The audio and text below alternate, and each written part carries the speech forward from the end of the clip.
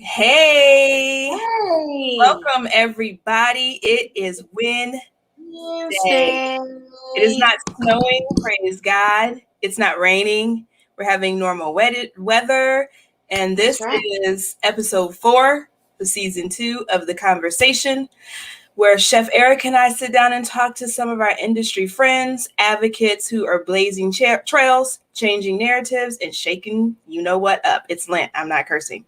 This is the end of our Black History Month series, which has been kind of amazing. So I'm really excited that we have Chef Andrew Black on with us today, which is going to be kind of, how do you wind up from Jamaica all the way to Oklahoma? That has got to be a story to be told, because you go from the island to completely landlocked. So, but before we jump into that, how are you this week?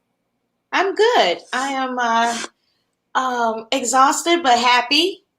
Feel very, very blessed. It's been a busy weekend, a busy last few days, moving my chocolate room into a new shared kitchen, which I'm excited about. Yes. So Simply Erica has a foundation home. Amazing.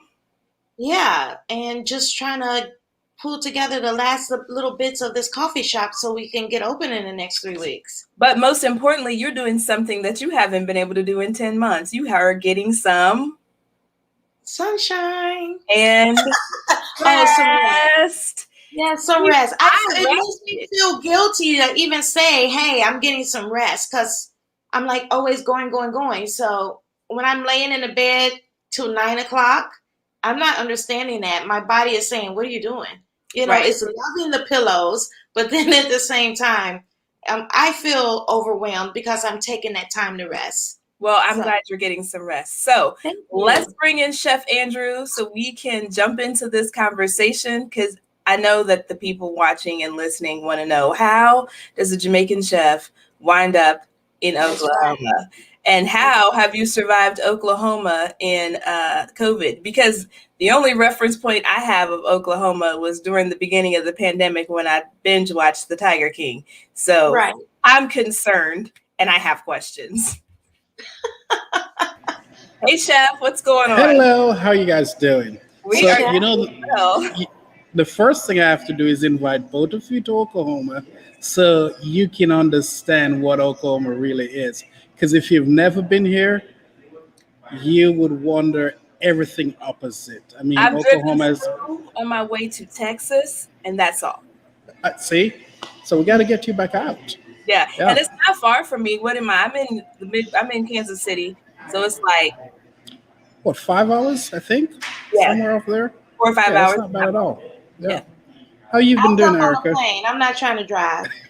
Your drive is like a day and a half. No, ma'am. Yeah. So you guys first met when you were working together at the hotel that I missed my opportunity to work at? Yes, that's right. Good Peabody. I love that place. I miss it. I was in love, Chef. I decided to stay home and get married. And she was so mad at me for a good 6 months. She didn't talk to me.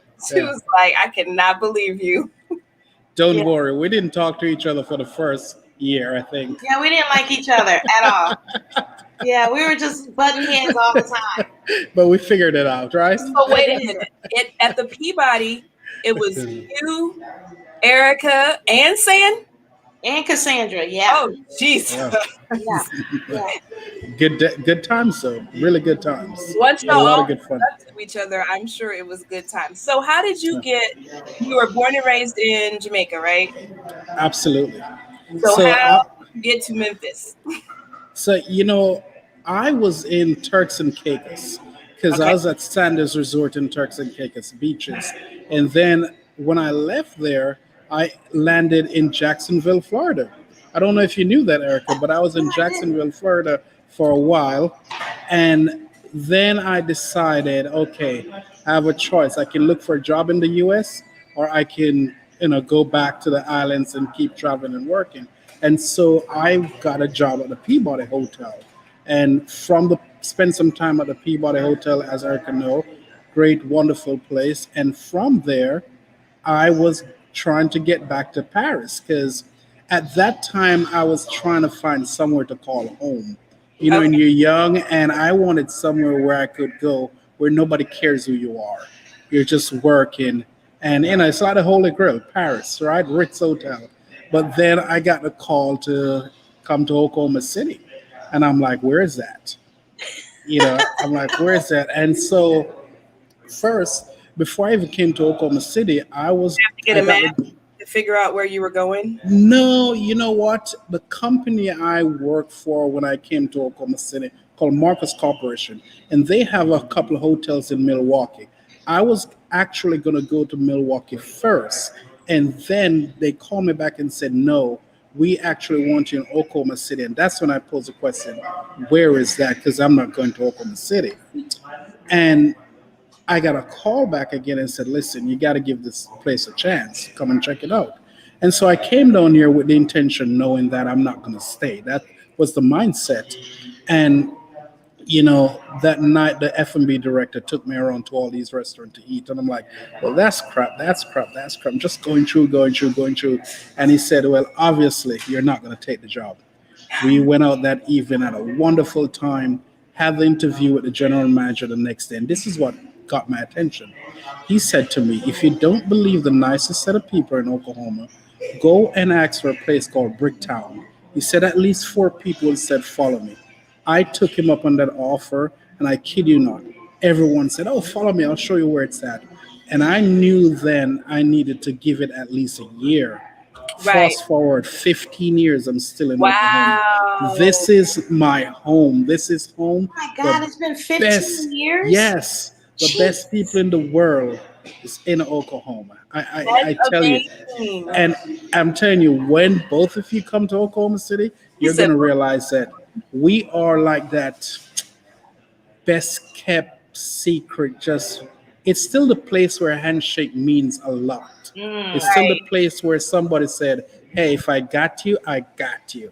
And you just can't. I can go on and on and on. You know You'll what? probably have to tell me shut up. I love it here. Because I still, that's the one thing I do like about being in the Midwest. This is a good home base. It's not really hard to get anywhere. And then the people here, for the most part, are just genuinely nice, good people. Right. So, well, I tell you what, too, a lot of friends. I mean, I have some of the same friends Erica have, and they always said, why are you opening a restaurant in Oklahoma City? Why not LA, New York, all over? You're so much bigger. And I called them up and I said, hey, don't you wish you were in Oklahoma? I said, But at the same time, Andrew, you wanted to make a difference. You wanted a space in Oklahoma City that they had never seen before. Absolutely. When I came and opened the Skirvin Hotel, it's similar to the Peabody Hotel. It's a whole historic hotel, absolutely beautiful. And that place gave me a platform to do so many great things. And, last week I saw diners come and dine in the Gray Sweater that have dined with me over 15 years and just come in and hug me and said, I've been a part of your journey for that long. So making that difference all started in the community, the farmers. I was always pushing that envelope anyway. Right. I was always, I'm that person. And every time someone said it wouldn't work, it worked. Right. Do you feel like you had to adjust your food style any? Because sometimes people who are not from the Midwest think that, all we want is steak, or up here, barbecue, and we don't have a palate, and there's not a market for fine dining or more elevated food. Did you feel like you had those challenges? Or I feel like it's a misconception. So I don't know if you feel like that about Oklahoma. It's absolutely a misconception. It definitely is. I will tell you this. And I'll get into what the Gray Sweater is. So we opened the Gray Sweater, and I've always known that people in Oklahoma are sophisticated. Oh, shoot. Well, there it is. Well, ever since we opened the Gray Sweater, one thing surprised us. At least half the guests at night always said, I've been to Michelin star restaurant, 11 Madison Park, Singapore, all over. People from here. And so it's we have a great worldwide palette than a lot of people think. We're yeah. one of the fastest growing state with restaurants. But there's also, I think that people forget there's a lot of livestock in Oklahoma, and that's money. There's a lot of oil Oh yeah. in Oklahoma, and that's money. And those, they're not, they might wear cowboy boots and a cowboy hat, but they're pretty sophisticated people, and they're very well traveled. You know what the good thing about that? It doesn't matter if someone is a multimillionaire in Oklahoma. They won't flaunt it. They won't show it. They treat you as if they understand who you are, no matter where you're from. It's not a state where we wave a flag and said, "Look what we have. Look what we can do." We're very reserved in some ways. We show it in other ways. Right. Listen to you. You have claimed Oklahoma City. Yes. Yes. Listen, I'm telling you, I cannot tell you. I can't find the words to really just express like I am a dieharded claiming OKC. Period. So you had mentioned the gray sweater.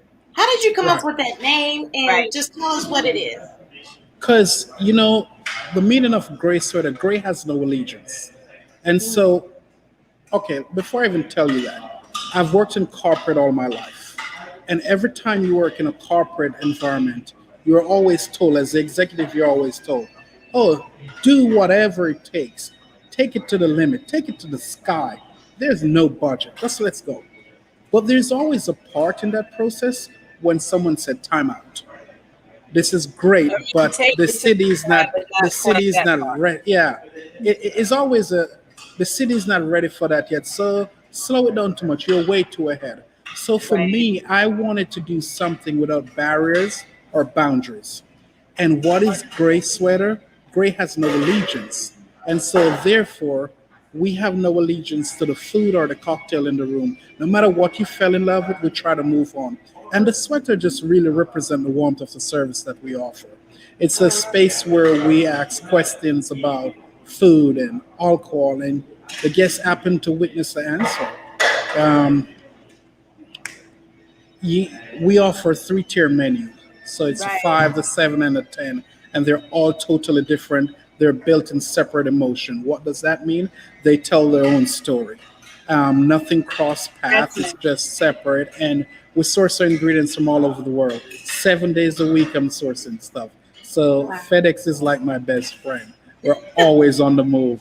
And we don't flip our seats or anything. We just don't. And you also have a wine tasting with each menu, correct? Yes, we do a wine pairing also. So you can, when you choose your menu, you can do the silver, the platinum, and the gold. And I think one of the unique thing about this, whenever you make that reservation, we call you and interview you before you come to dinner. So when you arrive for dinner, we know everything about you. Oh, that's nice. We know it's the heights of creeping on you. We know everything. By seeing all this with the gray sweater and having the different tiers of menus and wine, how is that looking now because of COVID compared to like New York? They had all those kind of restaurants in New York, but you're in Oklahoma City, and tonight you're booked out. I am absolutely booked, and that's why, because as you know, we were supposed to be on an hour. Well, we're so booked. That's why we're narrowing down to 30 minutes because knocking wood again. It's the support over 15 years. It's that belief what people want now. And so for the gray sweater, we're very blessed. When the COVID happened, we closed down, the entire city closed down.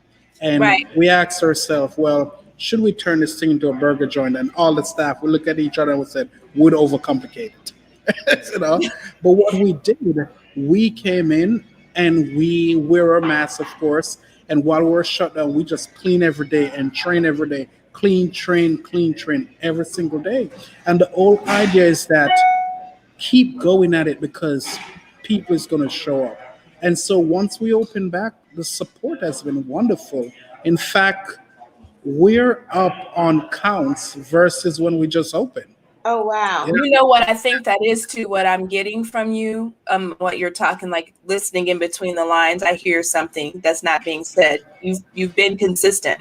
And the reason why you're probably up your counts is because with COVID and the uncertainty of everything that's going on, people know that they can count on your establishment for consistency. They probably know exactly what to expect right when they come there. It's probably been communicated in a way that makes them feel safe. And I think that's probably like the key to this industry revival, is trying to have some type of consistency.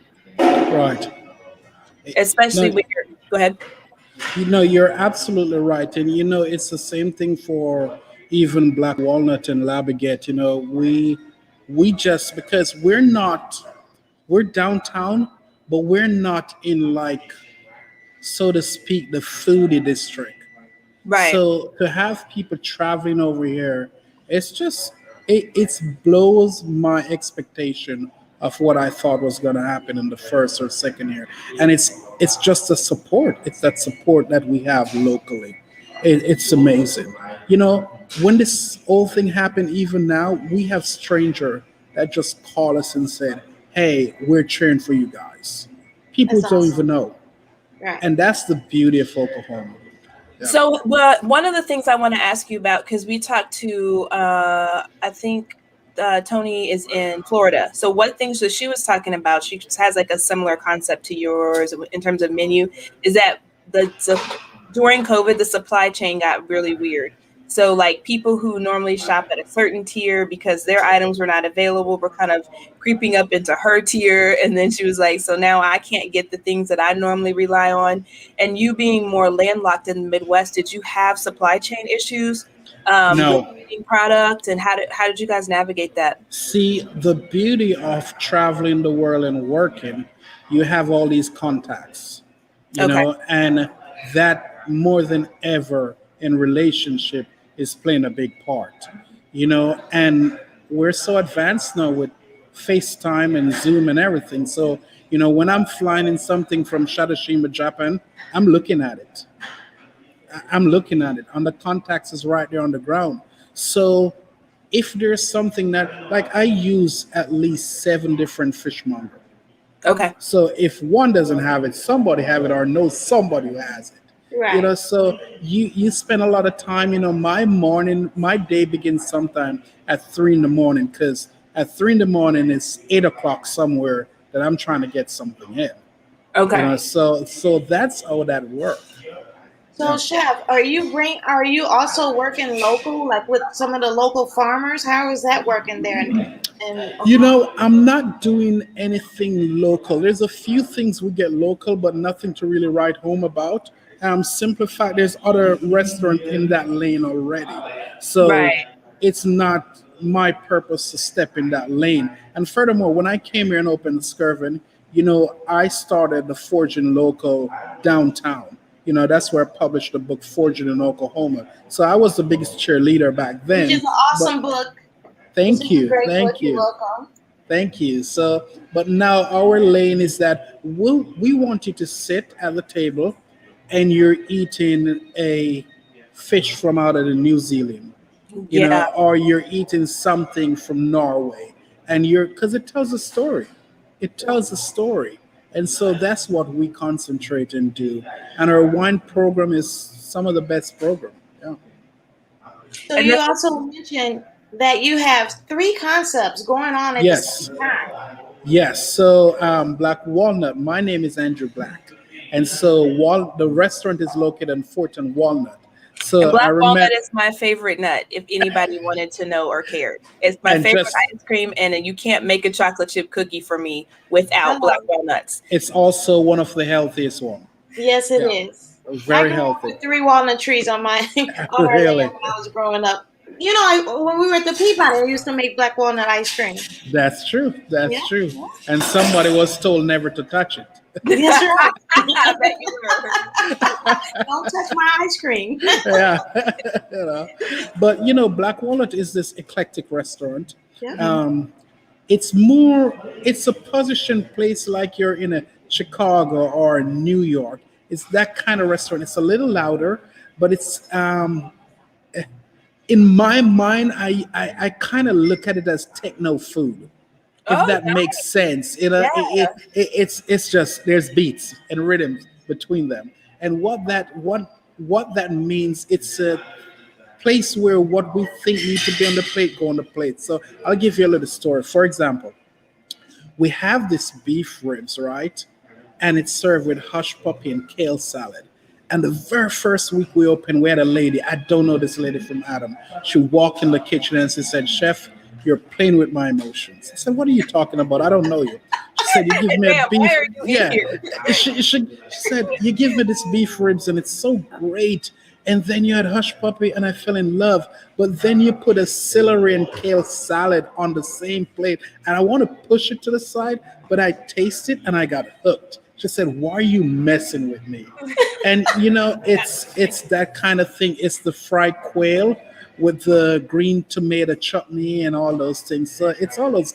It's a wonderful place, and people love their black walnut, man.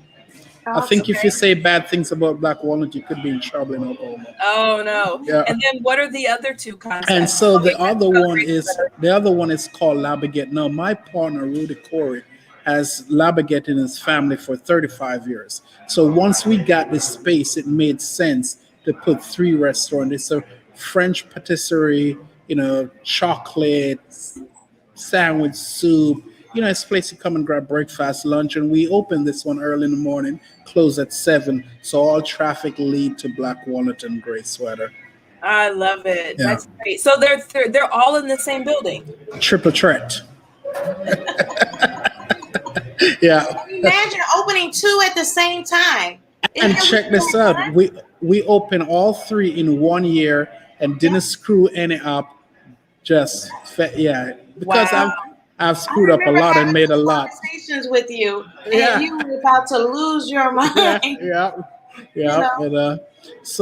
But it's a good thing, and where food is concerned in Oklahoma, it's growing and growing fast. There's so many great restaurants locally and so many great chefs, and even though it's a pandemic, there's restaurant opening every 3 months. There's a restaurant open every 3 months.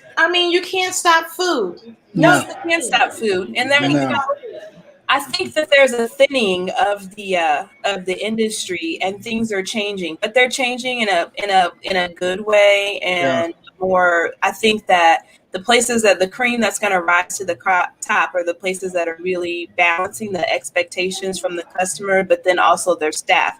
Because I like that part where you said, and I know you have to go here in a second.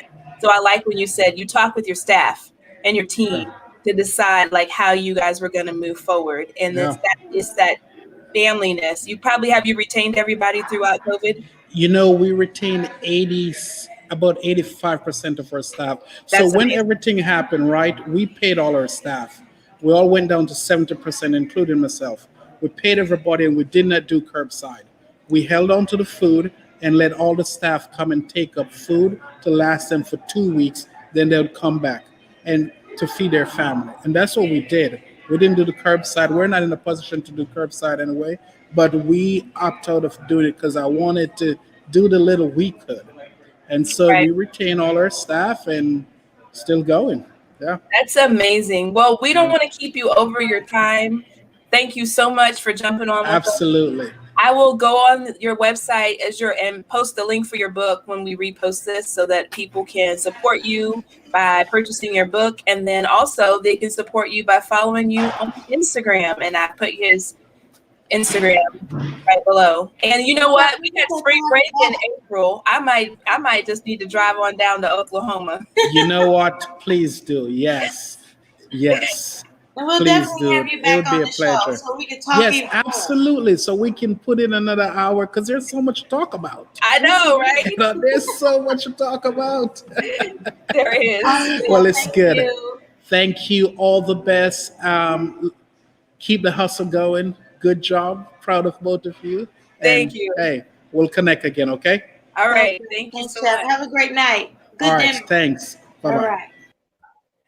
That was good. Oh, Chef, you know what, Shanita, people? what did you think of it, Chef Andrew? You know what, people, they hate on the Midwest, and I like to get it whenever it's nice when we get a chance to highlight someone in the Midwest, especially Oklahoma, because all people think of is oil rigs and cattle farms, and then, of course, the Tiger King, and it's just so much more than that. And a lot of people don't think there's any Black people in Oklahoma. Right. And there are quite a few Black people in Oklahoma. Quite a few. So we could not end our Black History Month without talking to our resident historian. So Ms. Nelson is in the building. Girl, you have been so busy. You're on mute, boo.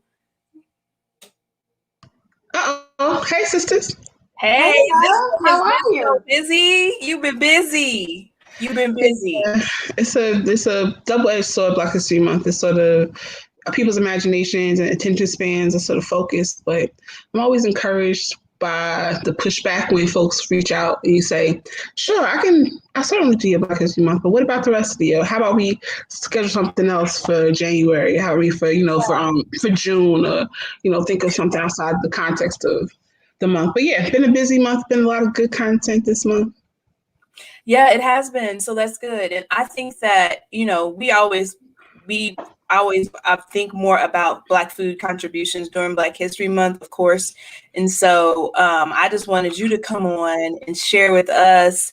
You guys got MoFad, and there's all this really amazing stuff going on. And then I saw an Instagram post before you do that Chef Zoe posted about appropriation versus appreciation. And so I guess we have to keep reiterating that, there's a way to appreciate cultural food, specifically African-American food, without appropriating it. So I know how you feel about that, but you could tell the people one more time. I mean, Zoe is always preaching, but I think it's a fair conversation to have. I think it's also one that's evolved so much over the years. I think that the conversations that we used to have was so much, I think it's tied to so much unprocessed. Trauma is a hard word, but unprocessed defensiveness, trauma, in that we didn't feel a sense of representation. So that the little bit we had, the little bit of agency we had around our foodways was being co-opted in this really kind of insidious way. And I guess I can understand, and certainly in early parts of my work, was part of that kind of trying to figure out what that was about, but also trying to be a better steward of those kinds of conversations. Yeah. I think Zoe is really, her point about the point she's making on Instagram, I think was valid. I think for me though, I'm a lot less interested in that conversation. I'm interested in starting from where people are coming to cultural foodways from, right? I think coming to the space with a degree of respect and humility will sort of traverse so much. So a lot of problems we have when people are thinking about who gets to cook what isn't about sort of policing appreciation for culture. It's about how you handle it. And it's the sort of what the zeitgeist will allow. In a time where there's no room for Black stories, of course you feel a sense of sort of loss when you see your culture being celebrated in ways that don't allow you a kind of agency. But the power of this moment, the power of the work that Erica has done all these years, the power of the zeitgeist kind of making room for more stories is really sort of about, I don't have to be mad that, Sean Brock exists in the world. I don't have to be sort of concerned with anybody else appropriating this culture, because we have so many voices that are so clear-eyed and so particular and so fearsome about sort of protecting and being clear about definition of our culture, right? Right. Those kind of the appropriation parts are so obvious when there's a voice of dissent, right? When you have people who are seriously entrenched in these foodways. you look nuts when you try and appropriate. In this day and age, there's no way you're going to stay. I mean, it's because so the look at the Bon Appetit situation, the sous chef moon, right? That was come to that. Before you get into it, though, is this. We talked about that. So this is good. This is a full circle conversation for us. Like, we talked about this with Bon Appetit in all these magazines and all these publications a year ago. Mm-hmm. In a few weeks, it'll be a year. So here we are. Oh, it's Lent. Darn near a year later. And we're still having to go back and have the same type of conversation, which goes back to my point why I was not patting them on the back and doing cartwheels over their statements. Because for me, it was not a statement. It was about action. How are you going to behave and what are you going to do? I don't care if you turn your Instagram all black, and I don't care if you pass the mic, and I don't care if you fire everybody and get 3 more black people. How are you handling our culture and other people's culture? That's what I care about. Fair.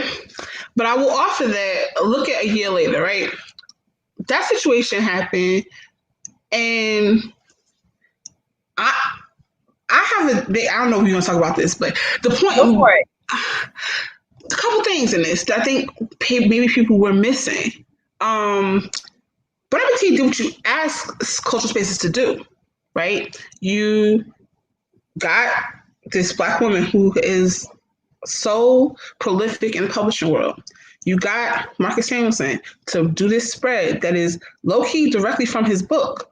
You get a Black writer, a Black photographer, Black, you know what I mean? Like you get a Black food stylist, all these Black people who are in community creating this content. To my mind, the conversation that is supposed to be had in this particular situation was not about Bon Appetit being this reckless, irresponsible space. It's about how we shepherd and steward our own culture. This recipe came directly from this man's book.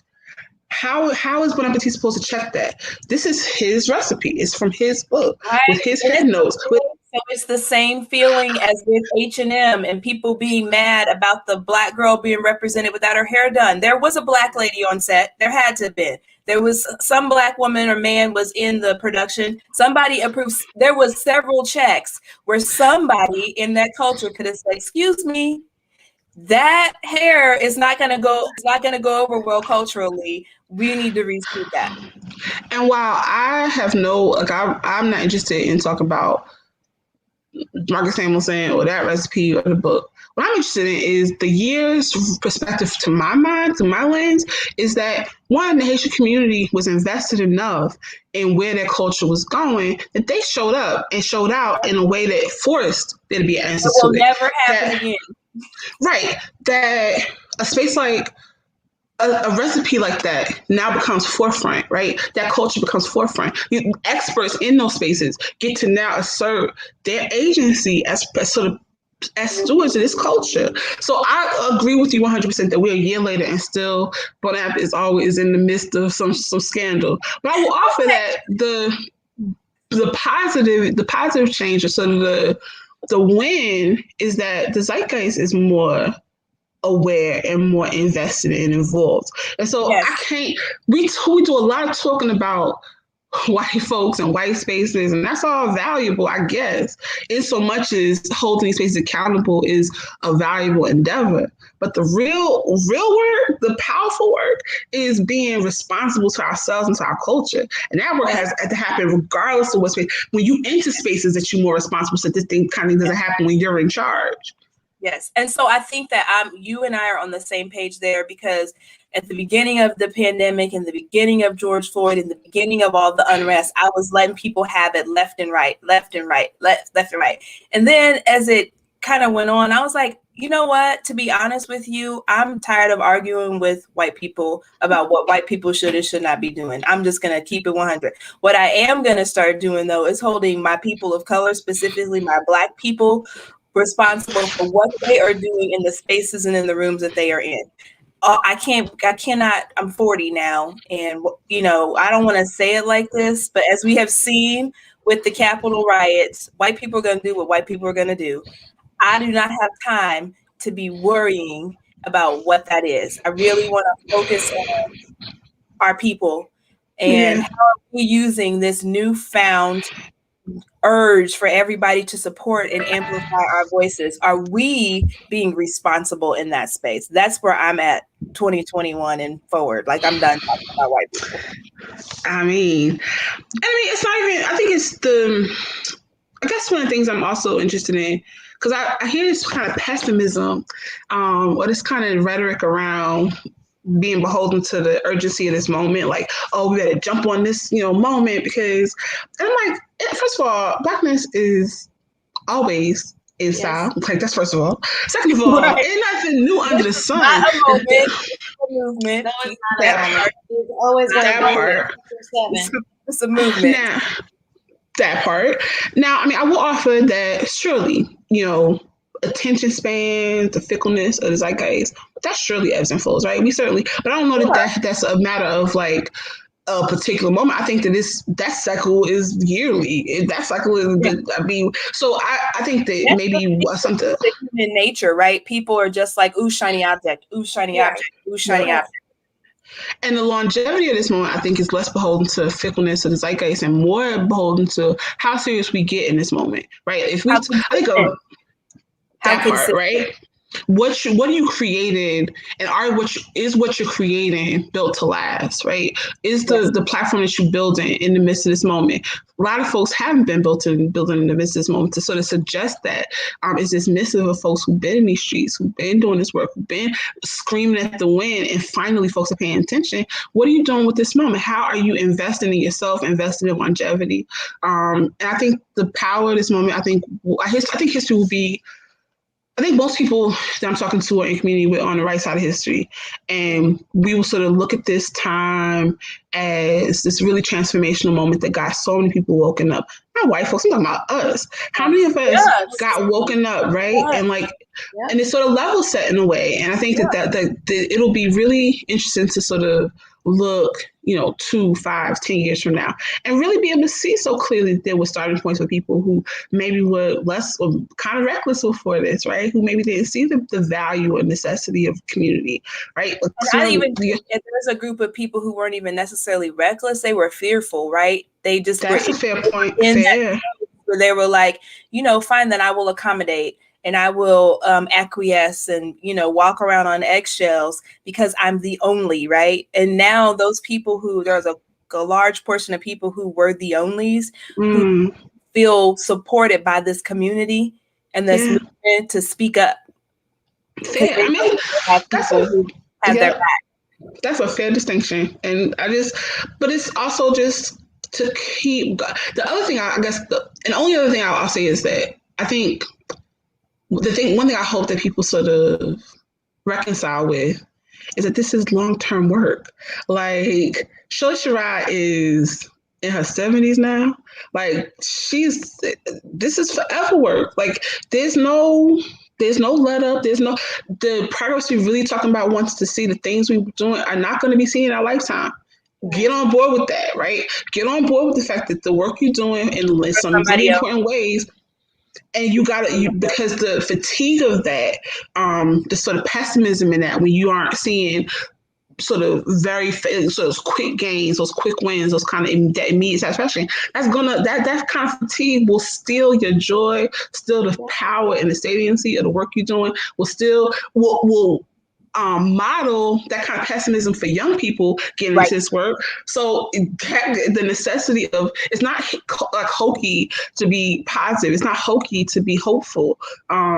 It's supremely important, right? Like you did. It's necessary to get to the next point. If you're not gonna survive this movement. I don't want to say ride the movement. You're not going to survive the movement with pessimism, because we're just talking about, like, in our culinary space. We're not even talking about the issues that we're dealing with, like, on the outside of, like, food, so within this culinary food world, it's all these, like, complexities. And then on top of that, it's just like the rest of the world on top of it. Yeah. All your life world complexities. And then, like the three of us, we're all in different regions of this country. dealing with different types of people and different types of nuances, and you add that to it, and it just makes it stressful. So, I mean, I think that where we're going with the podcast and moving forward is still about voices and about platform, but more about community accountability and less like outside community accountability. Like I don't care. I do not care what them folks are doing. I really don't. I'm like, look, they're like, so-and-so was an ally. And they said, I'm like, listen, that has nothing to do with me. What are my people saying and doing? That's all I care about right now. That's all I can worry about. But that also relieves the stress from taking on one more thing. If we kind of, not to say stay in your lane, but just trying to, keep focused. So that you focus. Yeah. Yes. So we're not in the shiny objects. So what, let's talk before you hop off, give us an update on MoFad and what's going on there. And anything amazing that you have coming up. You got to tell the people what you're doing, girl. Well, a couple of things. One, I'm teaching at CIA with Jessica Harris and Scott Barton and so many people, 8 of us, doing a 10-week course around the African diaspora. We sort of that brings tears to my eyes. That is that's it's amazing. Really dope. So it's going to be available through Great Courses. This is sort of the test case for a large curriculum-based program, but we just spent the first 2 weeks on the continent. We going into the Latin and French-speaking Caribbean for the next 4 weeks. Then Kevin Mitchell and I go into the United States for the last 2 weeks, and it feels strange sometimes when we think about how quickly it's going, but it really does sort of give these kids a starting point. And that's the work, right? Like it doesn't mean that this is it's more than what they were getting a year ago. Yeah. Exactly. Yeah. So isn't it amazing though at the same time how she's gonna say it, I'm gonna say it again. COVID and the politics and all these things at one time brought out like a flower was just blossomed. Like the most positive things are coming out of all this negative stuff. It's amazing. And it's our culture that is blossoming. And I'm tearing up too. So what else are you doing? I feel so excited and happy for you. And for the students get to learn from you and this whole group of amazing chefs and educators. Yeah. So that's that. It's every Saturday we started February 6th. It goes until April. Is it tomorrow just for CIA students, or will they make it available for? So the recordings are going to be available on Great Courses after it's over. If folks are really interested, I would suggest just reaching out to CIA. I mean, it's open to their whole community, and it's really just a matter of a link. So folks can absolutely join in. It's on YouTube. It's a private link, but you can email them and get get the link. And I can, if anybody listening wants it, I can just send it to everybody once when the day of whatever. But anyway, it's super dope, and it'll also be available after it's all done on Great Courses. Tomorrow is a very cool day. MoFad, the Museum with Food and Drink, been on the board for the last couple of years. I work on the African/American exhibit. Tomorrow we have our final Black History Month program. It'll be a storytelling event. It's all pre-recorded, but it's sort of thinking through food and activism and the sort of legacy of that in the food space. They also launched yesterday this sort of mapping the nation's table project, which I think a lot of people have sort of tried to think about over the years to sort of have some sort of database that sort of like maps out where Black life is in food. Nice. It's a very early stages. I think the folks that are on the map now are folks that either were in the legacy quilt or folks that they knew of, but we encourage everybody to go to mofad.org. You can submit your business, any sort of areas. I read that application that was, they're also looking for restaurants and Black businesses in the culinary business that have been in the business at least 50 years, right? Yes. Now they want everybody, but they are particularly interested in legacy businesses because we know for sure, right? We know history that those businesses, those folks who are running those businesses are aging, and we need to make sure we have those businesses recorded. Also with COVID, there's some businesses that are closing, so we want to memorialize those businesses. So So if there's spaces that you think need to be on that list, even if it's not your business, just email me. It's a very small team at MoFab, but they are very diligent, and this map could be really brilliant. So that's MoFab. I'm also been doing some work with the Africa Center, and I was part of Tunde Way's sandwich issue that was, y'all know Tunde Way. He's very extra, and he edited the last sandwich. And the issue is usually $15. And to make a point, because it was full of diasporic writers and chefs and artists, he put an arbitrary number of $100, and that issue is $100. So the issue is sort of this full expression, interrogation of Black life throughout the diaspora. Super dope to be part of that, and got to write about sort of refuge and safe space in Black food. But there's an event tomorrow, free on Instagram. I mean, it'll be live stream, I think, on Instagram as well, but definitely here on Facebook. That sort of talks to the artists and contributors to the issue. 3-hour-long program. It's going to be so rich. So it's free and available. Starts at noon right here on Facebook. All right. When you get off, inbox me the links, and I will make sure I post them up so everybody can see them. Girl, are you sleeping before we bring things? I was about to ask. Do you get any rest? I mean, you all are the ones too. Like, we all have to sort of seize this moment, right? The only other thing I'll add is that because Erica was so generous with her time, was part of it. I'm part of a collective called Black Food Folks, which everyone should really be involved in. It's a super informal network, but it's really just about connecting folks one-on-one. We house right now on Instagram, but Black Food Folks is just my family. And at the top of the pandemic, we sort of took to Instagram to have these really tangible conversations. I think a lot of people have been using social media. You all, and this program kind of was born out of COVID as well, right? So we have this repository of 200 conversations, 200 plus. And as an attempt to sort of tell more intentional stories and more sort of intimate stories, we sort of are jumping into podcasting. So we partnered with Talenti and Steven Satterfield's Whetstone Media.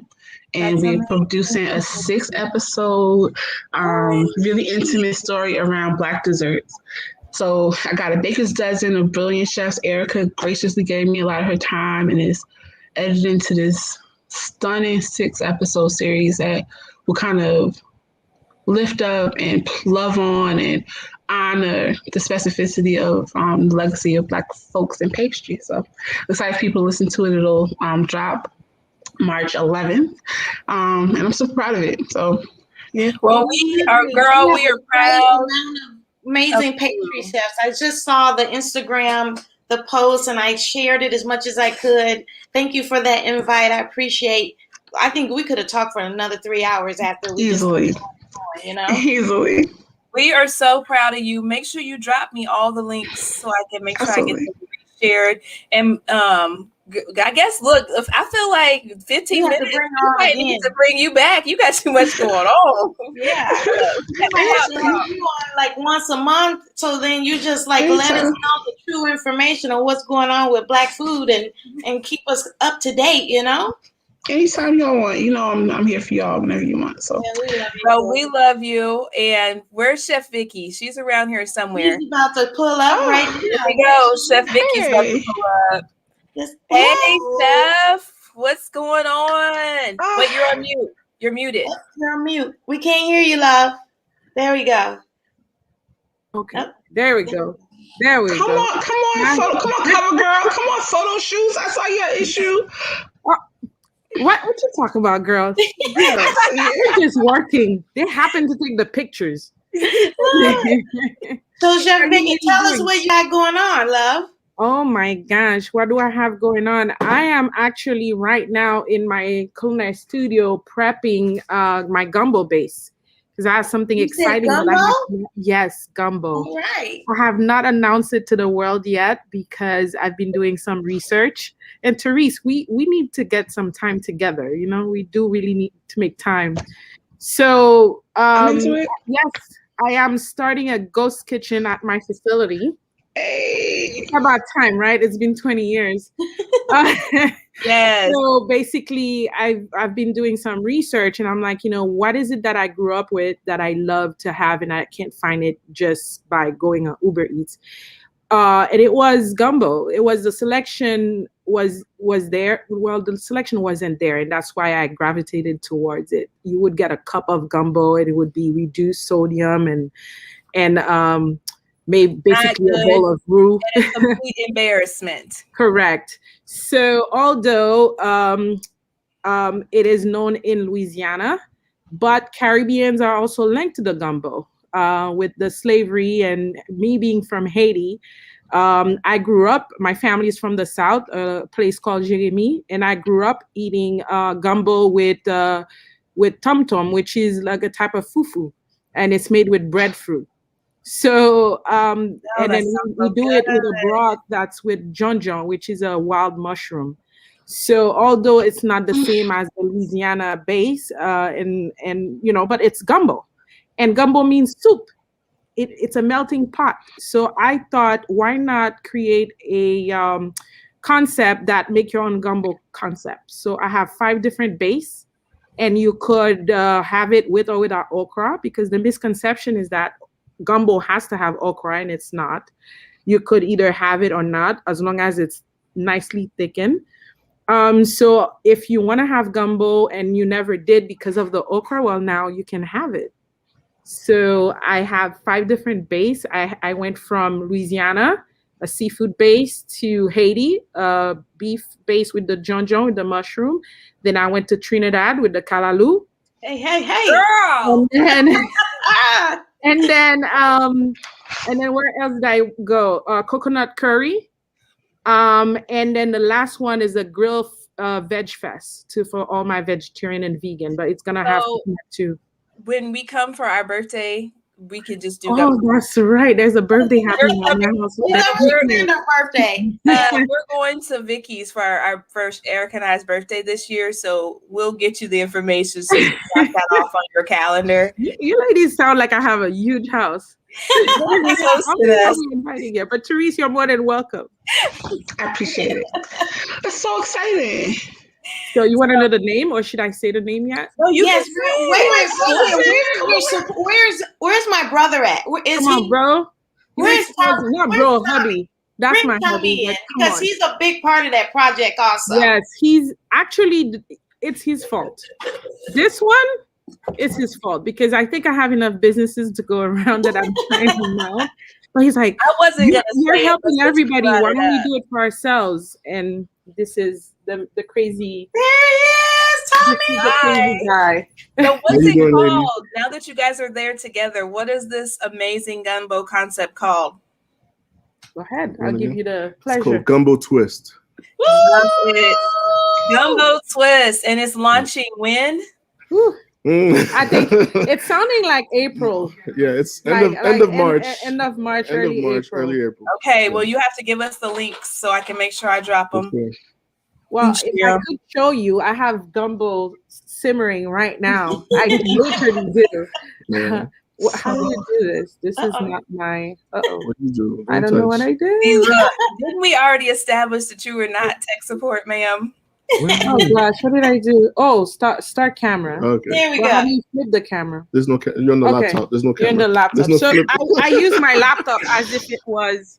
So this is what's happening right here. Oh wow! Right. Oh, yes. And this is my kalaloo. Oh my gosh, that looks. And mind you, I wish you guys were down here because we need to do a tasting. Yeah. We have a photo shoot on Friday. This is my jerk. Oh, I forgot to mention. We have a jerk chicken gumbo. Hold the camera down. Hold it down. Girl, yes. Oh my gosh. And this is our jonjon base. We're not done with it yet. And this is our seafood base. Awesome. And you'll be able to pick. You'll be able to pick dirty rice, white rice, cornbread. What else did we say? And your dessert is beignets, right? Yes, we're gonna be doing some perhaps baked beignets. I try to keep a little bit healthy because of my nutrition background, so I try to be mindful of, if you're eating the gumbo or the dessert, we could do a little something. Love it. Speaking of nutrition background, I actually need your help with something. I will call you.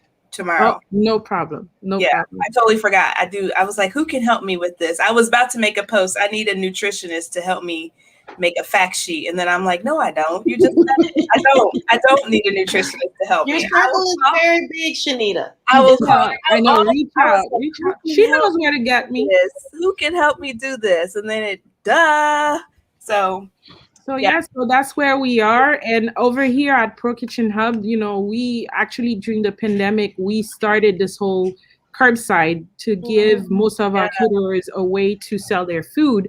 And we have, for now, about 4 different concepts. We have a fried ice cream, Nellie's Fried Creamery. We have Humble Juice, which is beverages, which is a smoothie company. We have More Fire Grill, which is a Cajun barbecue. And to be honest with you, actually right now, those using the curbside are Black owned. And we have another restaurant called Carib Creole. This one, I help her develop her menu. She's a home cook, but loves the food. And we developed the menu, and she opened last Saturday. All right. And so a lot of caterers have the opportunity now to start a concept, Yeah, and I love that you and I have already had like long conversation about Ghost Kitchen. So you already know how I feel about that, because as this food space is changing and the culture is changing, the landscape of restaurants, people are reevaluating and looking at plans, right? Is it a good idea, since we do not know the certainty of whatever is going on with this vaccine or not, to open up a big, large concept and then be in a position where you're down to 10% or 5%, or if you're trying to get involved and get your feet wet, a ghost kitchen concept, especially with all of the extra services. Like, everybody's not doing their ghost kitchens quite like you're doing it, Vicky. Yeah. Well, but a little bit of extra layer of support that they're able to, tap into. Correct. What's happening now too, we have to be careful that the word ghost kitchen doesn't become the new gluten-free. Yeah. Yes. And I say this because a lot of people, the ghost kitchen movement is going to be $1 trillion. Okay. Well, being in the commissary kitchen business, the ghost kitchen concept is really catered to restaurants that perhaps already have a facility and they want to expand. Most kitchens that have restaurants cannot fulfill the kitchen, their dining room, and curbside at the same time, because if your square footage is not there, you just can't do it. Even us here, we're very limited. The menu has to be tailored to being held on a hot station, a hot table, and saute certain things that are just very quick and easy. A lot of prepping 1 or 2 days prior, and you're holding the food and then you're putting it together. So it's quite amazing to see that all we give these folks is tables, and we have a few equipments, and they're running a small restaurant with about 5 to 6 items on the menu. Yeah. Right. But not every kitchen is built to host a ghost kitchen. And I see a lot of people jumping on those business models. That's great. I wish they could fund a little bit more, but these models, you're still dealing with small businesses. So you're gonna rent them a space or a spot for themselves. That's like $3,000-4,000 a month still. And how? Right. I'm just keeping it real. I'm not discouraging anyone, but that's just the reality of it. And we see it. We have the same challenge. Yeah, I mean, business is trending that way, but it can't be, like you said, it can't be like gluten-free now, or vegan, or now everybody's gluten-free and vegan. You're like, yeah, exactly. And because a lot of the small business, we see them here, they have a very limited amount of funding to put into, and trust me, even to open a ghost kitchen, we're probably budgeting about $5,000 to $8,000 just to buy everything that we need. And if you need equipment, thank God we have all our equipment, but some of them have to buy a refrigerator, they have to buy a grill, they have to buy, so you're talking about $10,000, and most people who want to start a little food business can't afford that. Right. But the model does cause people to be focused, right? That ghost kitchen model is very focused. You can't be everything to everybody. You're not going to be the Gumbo vegan fried ice cream ghost kitchen. That's a whole lot going on in one little carry out operation. You're gonna have to narrow yourself down to one of those things. But that's one of the things we notice. A lot of times they come in with the idea of doing a lot of things, but we have to narrow down and tell them no. Because one thing we do, anyone who wants to start here, we have to review their menu, and we tell them, okay, this is good, but you can't have like 15 different fried items, and you don't have the resources for it. So we have to kind of guide them in that way and bring them that back. So the last restaurant is doing griot on an air fryer. This is how they can fry. Yeah. So we're braising that griot, although most Haitian will be like, that's not how you make griot. I'm like, look, I get it. But back home, we had certain amount of equipment, but now we have to evolve with what we have. Yeah. And so just because I do the griot on the air fryer, that doesn't make it less griot than it is. Tastes the same. It tastes the same. So, but I'm not calling it authentic either. So, but it is griot. You would not know where she fried it. It is on an air fryer, and air fryers are great, So it's just some things like that, Well, this whole space is for innovation and change and just allowing people for that. So I'm always glad when we can check in with you guys. I can't wait to be broadcasting live from Florida. Can't wait to have you. I bet you can. I fell in love with my backyard. I'm coming to her backyard. I don't even need a room. I'll sleep by the pool. Just don't let me call in. Y'all gonna have to put one of those alarms. Y'all. She's not. I will sleep as long as Erica makes brownies with bacon, we're good. All day. I got you. I just need to make you some and ship it on down. Yeah. Correct. All right. It is so good to see you, Therese. So much for joining us. Thank you guys for watching us. This has been the end of our Black History Month series. We are looking forward. You guys want to tune in next month? We have some guests for you all for Women's History Month. Okay, next month is going to be amazing. The female chefs that we have coming on, and I'm super excited. Can we drop the first guest? Can we let them know the first guest? Do you remember? I know. Yeah, I do. It's Tiffany Derry. Our first guest. Derry. That's right. Yeah. She's going to kick off Black History, our Women's History Month for us. And so that's going to be a good time. And we will see you guys back here next Wednesday, 6:30 p.m. Central with Chef Tiffany Derry. Thank you guys for watching. Thank you. Bye, sweetie pie. Bye.